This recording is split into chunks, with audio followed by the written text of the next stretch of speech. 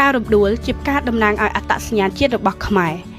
ផ្ការំដួលមានក្លិនក្រអូបស្រទន់ជាពិសេសនៅពេលល្ងាចនិងមានពណ៌ស្រស់ស្អាតតែមិនឆើតឆាយដោយសារតែភាពតាក់ទាញទាំងនេះហើយទើបចាប់បុរាណខ្មែរតែងតែប្រដូចស្រីក្រមុំទៅលើផ្ការំដួលដែលមានក្លិនក្រអូបសម្រស់ស្រស់ស្អាតនិងមានចរិយាស្រគត់ស្រគំគួរជាទីបាតី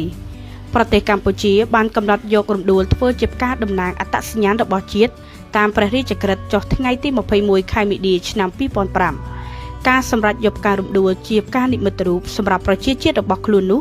ក៏ដោយសារតែផ្ការំដួលមានក្លិនពីដោក្រអូបឈ្ងុយឈ្ងប់គួរជាទីតាក់ទាញអារម្មណ៍របស់មហាជនទូទៅនិងផ្ដល់នូវអត្ថប្រយោជន៍ច្រើនផងដែរនៅក្នុងសង្គមខ្មែរ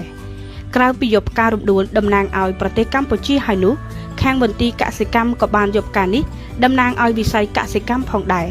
ដូច្នេះប្រជាជនខ្មែរគ្រប់រូបពិសេសយុវវ័យខ្មែរទាំងអស់ចូលចងចាំនិងធ្វើខ្លួនឲ្យមានក្លិនក្រអូបនិងស្រស់ស្អាតដូចជាផ្ការំដួលដែលតំណាងឲ្យប្រទេសក៏ដូចជាខ្លួនផ្ទាល់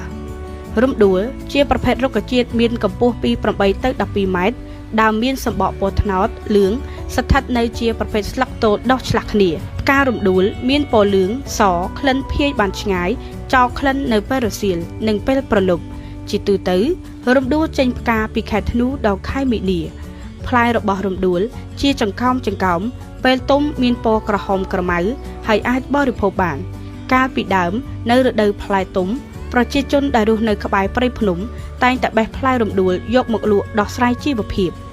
រំដួលដុះលូតលាស់ដោយធម្មជាតិស្ទើរគ្រប់ទីកន្លែងនៅក្នុងប្រទេសកម្ពុជាផ្កានេះមានកំណើតច្រើនសតវត្សមកហើយនៅក្នុងសង្គមខ្មែរយើងដោយសង្កេតឃើញតាមចម្លាក់នៃប្រាសាទបុរាណខ្មែរនានាហើយប្រជាជនខ្មែរយើងនិយមយកមកដាំលម្អតាមគេហដ្ឋាននិងសួនសាធារណៈ